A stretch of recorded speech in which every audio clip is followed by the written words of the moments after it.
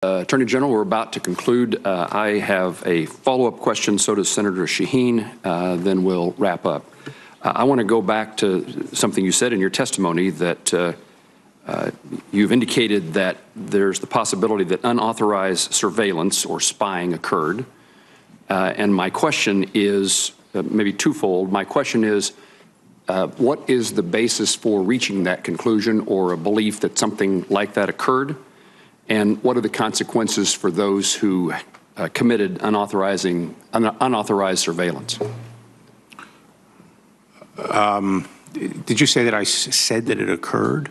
You indicated, I think I tried to at least reflect on what your quote was, that you thought spying on a political campaign occurred in the course of an intelligence agency's investigation into Russian interference in 2016. Well, I thought the question was, did I have any basis for saying? And I'm now asking what the basis is or what the facts are that lead you to that thought.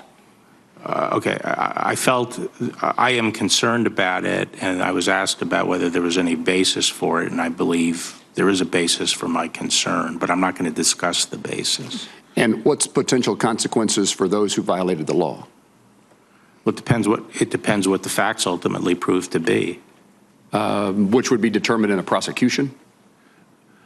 Possibly, but you know, there can be abuses that may not arise to the level of a crime, but that people might think is bad and want to put in rules or prophylaxes against it. I mean, I remember when there was a lot of people upset at the FBI, spying on or surveilling civil rights groups or anti-war groups or nuclear freeze groups and so forth. And as a result of that, there were a lot of safeguards built in. There were also concerns about surveilling reporters, and so safeguards have been put in.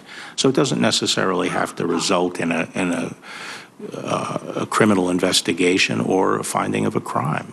But part of my responsibility is to protect the civil liberties of the American people. And I think something that is important is that the law enforcement and intelligence agencies respect the limits on their powers.